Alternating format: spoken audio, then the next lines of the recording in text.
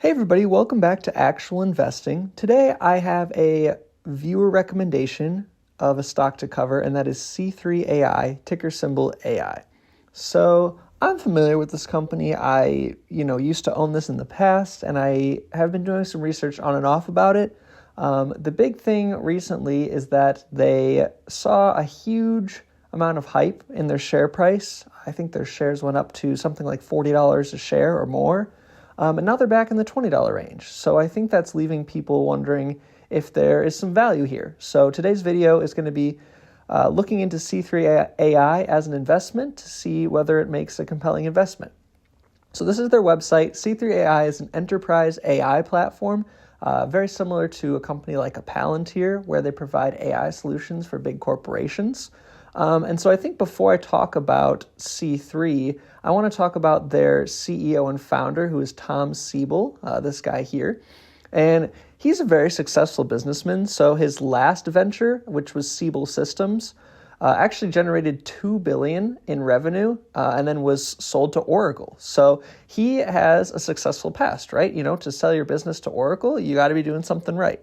So C3.ai is his newest venture, and C3.ai, unfortunately, had its IPO kind of right during the bull market. As you can see, late 2020 was when they IPO'd, and if you were investing back then in 2020, early 2021, you know that stocks only went up. So we just saw pretty much, especially tech growth stocks, rates were at record lows, which means that growth stocks are just getting these insane valuations because with growth stocks, you're pricing in future earnings. And so when interest rates are low, growth stocks can borrow a lot easier. They can grow a lot faster. So the future earnings look really good. But then what happened was, obviously, the Fed started raising rates extremely rapidly.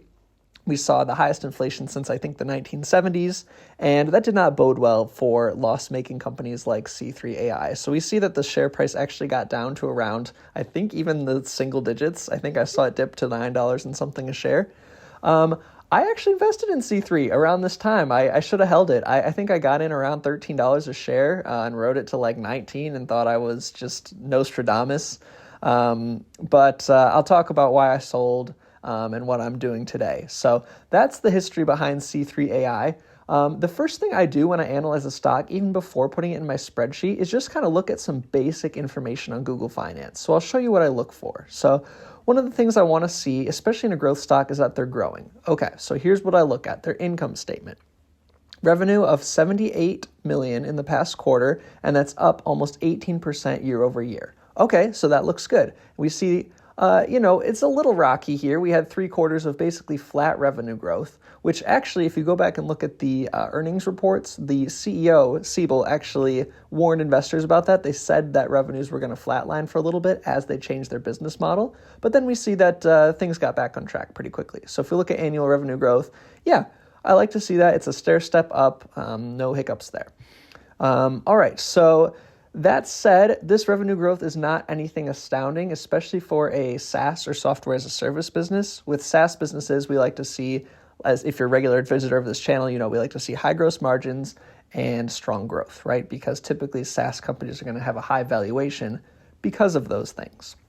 So that's one thing I look at. Another thing is the balance sheet. So if you're a regular viewer, you also know that I really, really love a healthy balance sheet, and C3 has a beautiful balance sheet. Look at that. They have about $700 million in cash, and they have just under $200 million in debt. So I say this a lot, but I really love when a company can pay off all its debt and still have a bunch of cash left over. I love to see this big blue bar and this little yellow bar. That means that they are handling their capital effectively. Okay, now what I don't like to see. Let's go over to Yahoo Finance now. I'm going to type in AI, which is the ticker for C3, and we're going to go to the C3 page here. And we're going to click on financials. So this is very important. This will give you a breakdown of the income statement. So here we go, trailing 12 months. That's what TTM stands for. That's typically what I look at because it gives you a full year's picture. Trailing 12 months, we see that they had revenue of about 300 million, right? This is in thousands, so this is 300 million.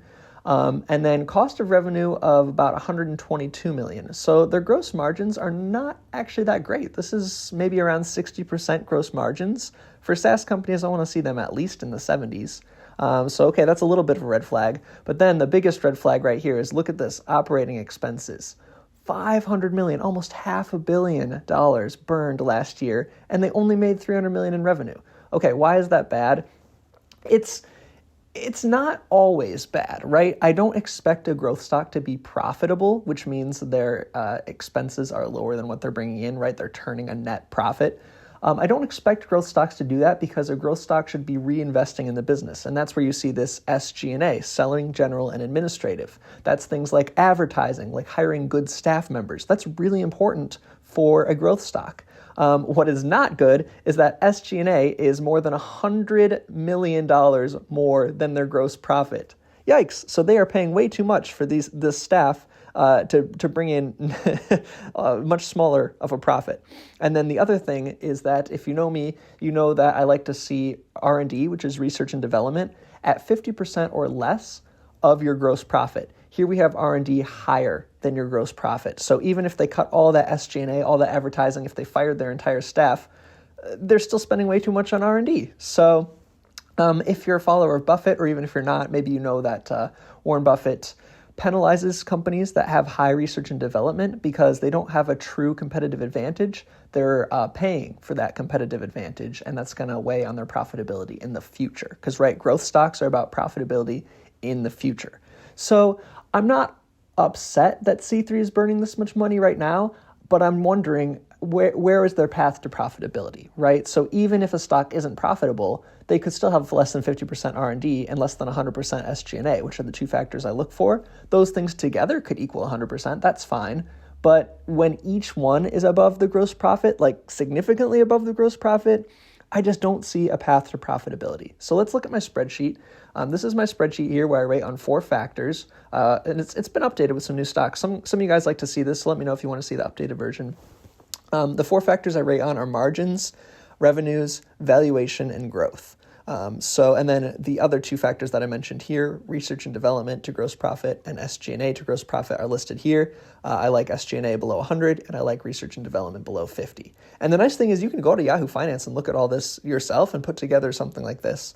This isn't a hard and fast rule. Like some stocks I own, like I own Unity, but their R&D is above 50%. So it's not necessarily saying that I won't invest in something that doesn't have those parameters. It's just that I like to be a little bit more careful before investing in a company like that. So I'm going to keep scrolling because C3.ai, I haven't even put the logo in because I'll just tell you now, this is not a stock I'd invest in, is all the way down here. It's actually the second lowest. Astera Labs actually IPO'd today, and they would probably be the lowest. They have just an insane valuation right now. But anyway, this is not about that. This is about C3.ai. So what is bad about C3.ai? So I actually don't even rate on these 2 factors, the SG&A and R&D. That does not go into my rating at all. Gross margins, like I said, less than 60% for a SaaS business. That's really weak. There's no beating around the bush there. That's not very strong. Growth is fine, but at 17%, that's probably one of the slower growing SaaS businesses that I have seen. Valuation is not even that low. I mean, when you compare it to Palantir, their valuation is half that of Palantir, but Palantir is also profitable. So we have to keep that in mind. Palantir also has a lot higher gross margins than C3.ai. Palantir is also larger. There's a lot of things that Palantir has going for it that C3.ai does not. Palantir has way, way, way more revenue, right? So as I say sometimes, it's a lot easier to grow a small revenue number than it is to grow a large revenue number, right? To get from 100 million to 200 million, that's doubling, but that's way easier than getting from 2 billion to 4 billion in revenue, right? At a certain point, you're going to reach your maximum capacity of market share, and then your company turns from a growth company into a value company. That's kind of the timeline of stocks, right? Your stock starts out as a growth stock, becomes sort of a blend stock as that growth starts to slow down, and then they realize their profitability, become a value stock, and they start acquiring, they start doing what value stocks do. So anyway, another tangent, but all that is to say is that C3.ai doesn't actually score very well on my spreadsheet. So like I said, I would not invest in C3.ai today. I think Palantir makes a much better opportunity. I am bullish on Palantir. I do think it's overvalued right now, but I invest in the underlying business, not the stock price. So even though the stock is overvalued, I think it still makes sense to invest in a solid business over a less solid business like C3.ai. So those are my thoughts on C3. Sorry that that I wasn't more positive, but I do like to keep things realistic. This is not a recommendation to sell C3. It's not a recommendation to do anything. This is just my thoughts on why I'm not buying C3.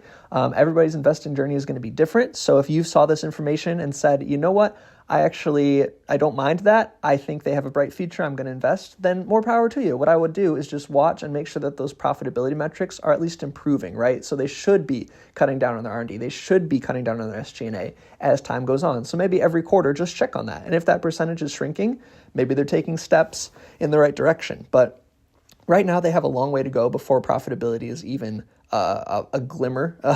So to me, there's too many risks there. And there's so many better AI stocks right now. I actually just talked about in my last video 7 SaaS stocks, and I think a lot of those are compelling AI plays as well. I talked about Datadog, which sure has a high valuation, but is a great business. I talked about Snowflake, which is also spending a lot, but a good business. MongoDB, something I'm researching more to understand more about it, which looks very compelling. Adobe, which is a solid generative AI play.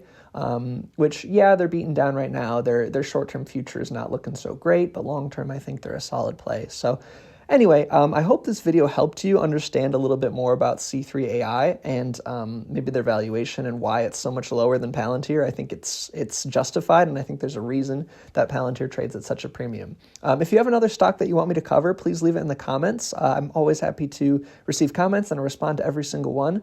And anyway, thank you so much for sticking around, and please subscribe, do all those nice things because it really helps out the algorithm. I think I'm almost at 1,000 subscribers, which is crazy. So thank you guys for sticking around, and I hope you all have an awesome day.